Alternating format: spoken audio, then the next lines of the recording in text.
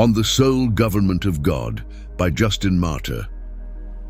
Although human nature at first received a union of intelligence and safety to discern the truth and the worship due to the one Lord of all, yet envy, insinuating the excellence of human greatness, turned men away to the making of idols.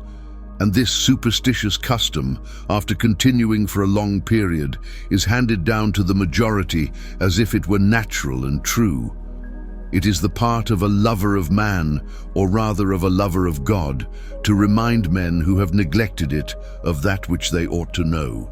For the truth is of itself sufficient to show forth by means of those things which are contained under the pole of heaven, the order instituted by him who has created them. But forgetfulness, having taken possession of the minds of men through the long suffering of God, has acted recklessly in transferring to mortals the name which is applicable to the only true God. And from the few, the infection of sin spread to the many, who were blinded by popular usage to the knowledge of that which was lasting and unchangeable. For the men of former generations, who instituted private and public rites in honor of such as were more powerful, caused forgetfulness of the Catholic faith to take possession of their posterity.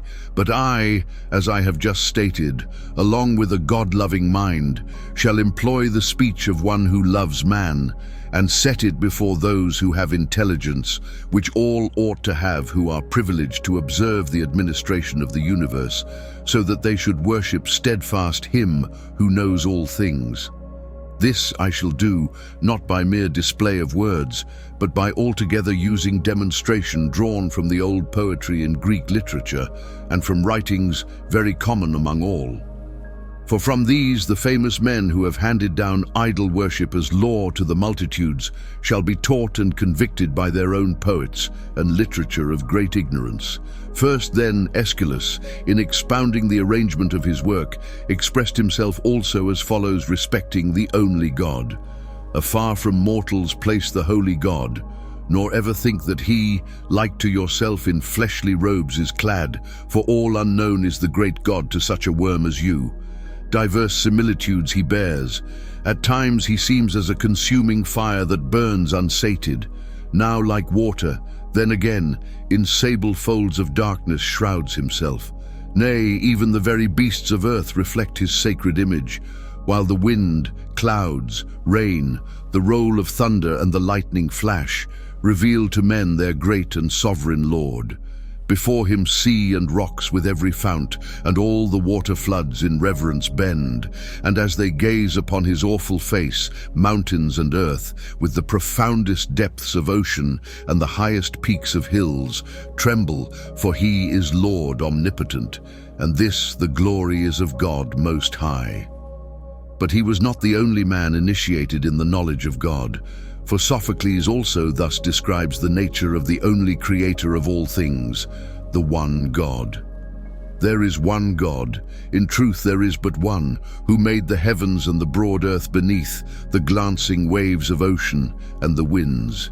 But many of us mortals err in heart, and set up, for a solace in our woes, images of the gods in stone and brass, or figures carved in gold or ivory, and furnishing for these our handiwork, both sacrifice and rite magnificent, we think that thus we do a pious work.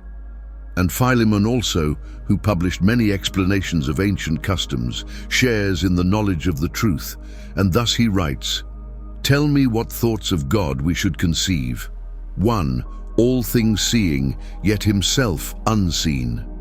Even Orpheus, too, who introduces 360 gods, will bear testimony in my favor from the tract called Diatheke, in which he appears to repent of his error by writing the following: "I'll speak to those who lawfully may hear. All others you profane, now close the doors.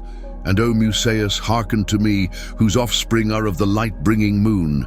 The words I tell you now are true indeed, and if you former thoughts of mine has seen, let them not rob you of the blessed life, but rather turn the depths of your own heart unto that place where light and knowledge dwell. Take the word divine to guide your steps, and walking well in the straight certain path, look to the one and universal King, one, self-begotten, and the only one of whom all things and we ourselves are sprung. All things are open to his piercing gaze, while he himself is still invisible. Present in all his works, though still unseen, he gives to mortals evil out of good, sending both chilling wars and tearful griefs, and other than the great king, there is none. The clouds forever settle round his throne, and mortal eyeballs in mere mortal eyes are weak to see Jove reigning over all. He sits established in the brazen heavens upon his throne, and underneath his feet he treads the earth, and stretches his right hand to all the ends of ocean, and around tremble the mountain ranges, and the streams, the depths, too, of the blue and hoary sea. He speaks indeed as if he had been an eyewitness of God's greatness, and Pythagoras agrees with him when he writes, "Should one in boldness say, 'Lo, I am God,' besides the one, eternal, infinite, then let him from the throne he has usurped put forth his power and form another globe, such as we dwell in, saying, 'This is mine.'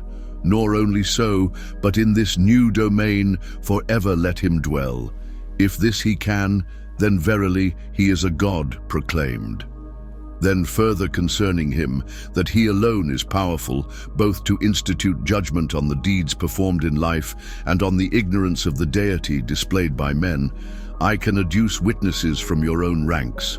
And first Sophocles, who speaks as follows: "That time of times shall surely come, when from the golden ether down shall fall fire's teeming treasure, and in burning flames all things of earth and heaven shall be consumed. And then, when all creation is dissolved, the sea's last wave shall die upon the shore, the bald earth stripped of trees, the burning air no winged thing upon its breast shall bear. There are two roads to Hades, well we know. By this the righteous, and by that the bad, unto their separate fates shall tend, and he, who all things had destroyed, shall all things save." And Philemon again: "Do you think, Nicostratus, the dead, who here enjoyed whate'er of good life often man, escape the notice of divinity, as if they might forgotten be of him? Nay, there's an eye of justice watching all.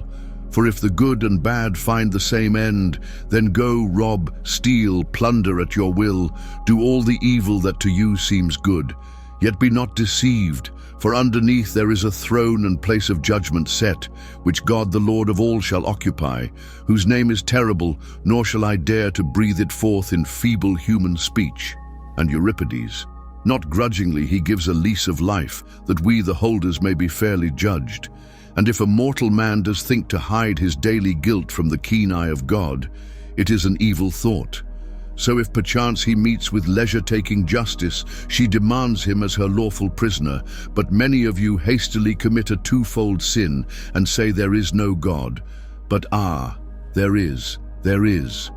Then see that he who, being wicked, prospers, may redeem the time so precious, else hereafter waits for him the due reward of punishment. And that God is not appeased by the libations and incense of evildoers, but awards vengeance in righteousness to each one. Philemon again shall bear testimony to me.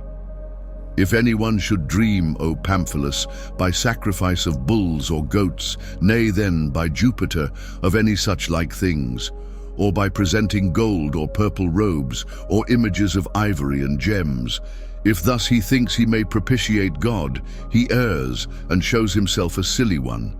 But let him rather useful be and good, committing neither theft nor lustful deeds, nor murder foul for earthly riches' sake. Let him of no man covet wife or child, his splendid house, his widespread property, his maiden or his slave born ill, his house, his horses, or his cattle, or his beeves. Nay, covet not a pin, O Pamphilus, for God, close by you, sees whate'er you do. He ever with the wicked man is angry, but in the righteous takes a pleasure still, permitting him to reap fruit of his toil, and to enjoy the bread his sweat has won. But being righteous, see that you pay your vows, and unto God the giver offer gifts. Place your adorning not in outward shows, but in an inward purity of heart. Hearing the thunder then, you shall not fear, nor shall you flee, O Master, at its voice, for you are conscious of no evil deed, and God close by you sees whate'er you do. Again, Plato in Timaeus says, "But if anyone on consideration should actually institute a rigid inquiry, he would be ignorant of the distinction between the human and the divine nature.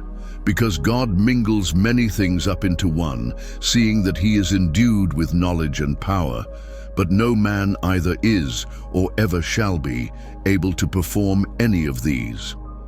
But concerning those who think that they shall share the holy and perfect name, which some have received by a vain tradition, as if they were gods, Menander in the Origa says, "If there exists a god who walks out with an old woman, or who enters in by stealth to houses through the folding doors, he ne'er can please me, nay, but only he who stays at home, a just and righteous God, to give salvation to his worshippers." The same Menander in the Sacerdos says, "There is no God, O woman, that can save one man by another. If indeed a man, with sound of tinkling cymbals, charm a god where'er he lists, then assuredly he who does so is much the greater God. But these, O road, are but the cunning schemes which daring men of intrigue, unabashed, invent to earn themselves a livelihood, and yield a laughing-stock unto the age." Again, the same Menander, stating his opinion about those who are received as gods, proving rather that they are not so, says, "Yea, if I this beheld, I then should wish that back to me again my soul returned. For tell me where, O Getters, in the world 'tis possible to find out righteous gods, and in the depositum there's an unrighteous judgment, as it seems, even with the gods." And Euripides the tragedian in Orestes says, "Apollo, having caused by his command the murder of the mother, knows not what honesty and justice signify. We serve the gods, whoever they may be, but from the central regions of the earth you see Apollo plainly gives response to mortals, and whate'er he says we do. I him obeyed, when she that bore me fell slain by my hand. He is the wicked man. Then slay him, for 'twas he that sinned, not I. What could I do? Think you not that the gods should free me from the blame which I do bear? The same also in Hippolytus. But on these points the gods do not judge right, and in Ion, but in the daughter of Erechtheus, what interest have I? For that pertains not unto such as me. But when I come with golden vessels for libations, I the dew shall sprinkle, and yet needs must warn Apollo of his deeds. For when he weds maidens by force, the children secretly begotten he betrays, and then neglects when dying. Thus not you, but while you may always pursue the virtues, for the gods will surely punish men of wickedness. How is it right that you, who have prescribed laws for men's guidance, live unrighteously? But you being absent, I shall freely speak, and you to men shall satisfaction give, for marriage forced you, Neptune, Jupiter, who over heaven presides. The temples you have emptied, while in justice you repay. And though you lord the prudent to the skies, yet have you filled your hands with wickedness. No longer is it right to call men ill, if they do imitate the sins of gods. Nay, evil let their teachers rather be. And in Archelaus, full oft, my son, do gods mankind perplex. And in Bellerophon, they are no gods who do not what is right. And again in the same, gods reign in heaven most certainly, says one, but it is false, and let not him who speaks thus be so foolish as to use ancient tradition, or to pay regard unto my words, but with unclouded eye behold the matter in its clearest light. Power absolute, I say, robs men of life and property, transgresses plighted faith, nor spares even cities, but with cruel hand despoils and devastates them ruthlessly. But they that do these things have more success than those who live a gentle, pious life. And cities small, I know, which reverence gods, submissive bend before the many spears of larger impious ones. Yea, and methinks if any man lounge idly, and abstain from working with his hands for sustenance, yet pray the gods, he very soon will know if they from him misfortunes will avert. And Menander in Diphilus, therefore ascribe we praise and honor great to him who Father is, and Lord of all, sole maker and preserver of mankind, and who with all good things our earth has stored. The same also in the Piscatores. For I deem that which nourishes my life is God, but he whose custom 'tis to meet the wants of men. He needs not at our hands renewed supplies, himself being all in all. The same in the Fratres. God ever is intelligence to those who righteous are, so wisest men have thought. And in the Tibicina, good reason finds a temple in all things, wherein to worship, for what is the mind, but just the voice of God within us placed, and the tragedian in Phrixus. But if the pious and the impious share the same lot, how could we think it just, if Jove, the best, judges not uprightly? In Philoctetes, you see how honorable gain is deemed even to the gods, and how he is admired whose shrine is laden most with yellow gold. What then does hinder you, since it is good to be like gods, from thus accepting gain?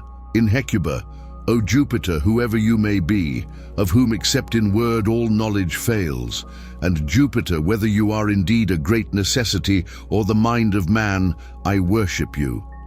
Here then is a proof of virtue, and of a mind-loving prudence, to recur to the communion of the unity, and to attach one's self to prudence for salvation, and make choice of the better things according to the free will placed in man, and not to think that those who are possessed of human passions are lords of all, when they shall not appear to have even equal power with men.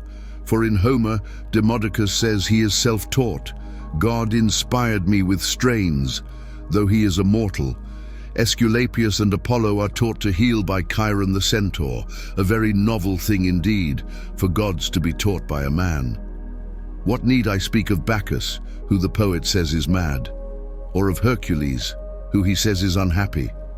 What need to speak of Mars and Venus, the leaders of adultery, and by means of all these to establish the proof which has been undertaken? For if someone, in ignorance, should imitate the deeds which are said to be divine, he would be reckoned among impure men, and a stranger to life and humanity. And if anyone does so knowingly, he will have a plausible excuse for escaping vengeance by showing that imitation of godlike deeds of audacity is no sin. But if anyone should blame these deeds, he will take away their well-known names and not cover them up with specious and plausible words. It is necessary then to accept the true and invariable name, not proclaimed by my words only, but by the words of those who have introduced us to the elements of learning, in order that we may not, by living idly in this present state of existence, not only as those who are ignorant of the heavenly glory, but also as having proved ourselves ungrateful, render our account to the judge.